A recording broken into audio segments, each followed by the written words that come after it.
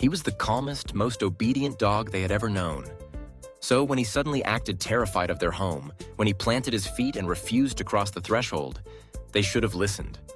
He wasn't just being a disobedient pet.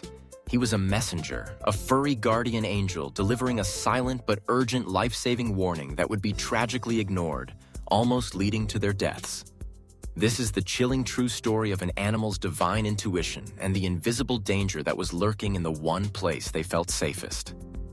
The family, the Andersons, had a golden retriever named Max. He was a gentle giant, a loyal and comforting presence in their lives. His evening routine was always the same. After his final walk, he would bound into the house, ready to settle down for the night. But on one particular winter evening, the routine was shattered. When his owner, Mark, opened the back door, Max stopped dead on the porch. He whined, a low, guttural sound of distress, and his tail was tucked between his legs. He refused to come inside. Mark was perplexed. He called the dog, coaxed him with a treat, but Max wouldn't budge. He was acting as if the doorway was the entrance to a haunted house. The feeling was one of bizarre, inexplicable tension. Why was their calm, happy dog suddenly acting terrified of his own home? Annoyed and cold, Mark finally gave up and left the dog outside for the night, grumbling about his strange behavior. He assumed Max was just being difficult. He had no idea he had just ignored a desperate, nonverbal plea, a critical warning from a creature whose senses were tuned to a danger that was completely invisible to his own. That night, the family went to sleep. A few hours later, Mark's wife, Lisa, woke up with a pounding headache and a wave of nausea. She felt groggy and deeply confused. She tried to wake Mark, but he was difficult to rouse. In her disoriented state, she happened to glance at their young son's baby monitor. The screen was dark, but the audio was on, and she could hear a faint, rhythmic beeping sound. It was the carbon monoxide detector in the hallway, which had a low battery warning that they had been meaning to fix. The sound had been so faint they hadn't heard it.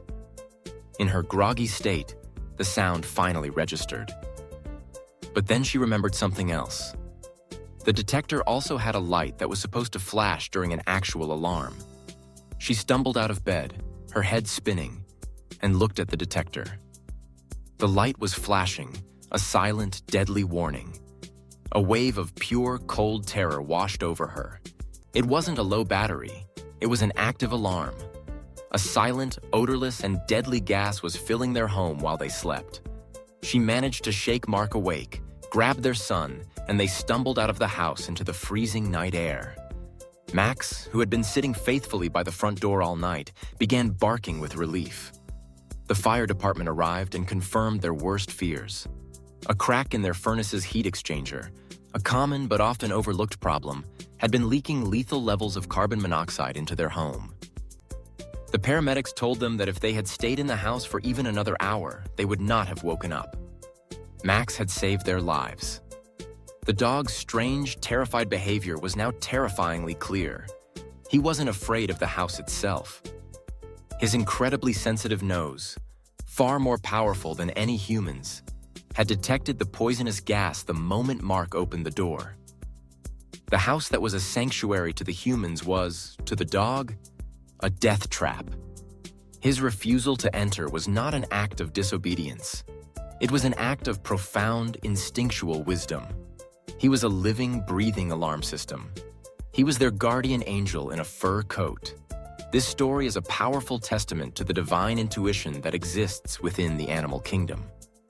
Animals are often more connected to the subtle energies and dangers of the world than we are. Their senses are not clouded by the constant chatter of the rational mind. They live in a state of pure awareness, and we must learn to respect their instincts. Max was a divine messenger, communicating a critical warning in the only language he had. This event is a call to action for all of us. First, it is a practical reminder of a physical danger. Have your furnace checked. Install and maintain carbon monoxide detectors. But on a deeper spiritual level, it is a reminder to pay attention to the unusual behavior of the animals in our lives. When a calm pet suddenly becomes agitated, when an animal refuses to enter a certain place, do not dismiss it. They may be perceiving something you cannot. They may be a divine early warning system, a loving message of protection from the Creator who made them. The story also speaks to the nature of God's protection. It doesn't always come in a dramatic, supernatural fashion.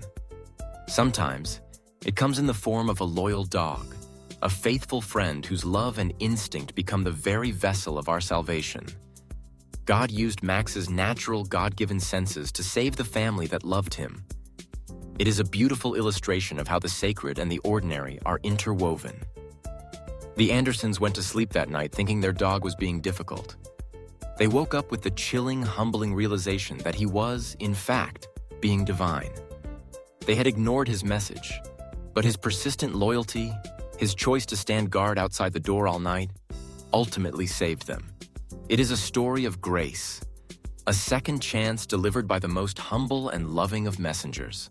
If you believe that animals can be messengers of divine warnings and protection, consider following for more stories that reveal the sacred connection between all of God's creatures.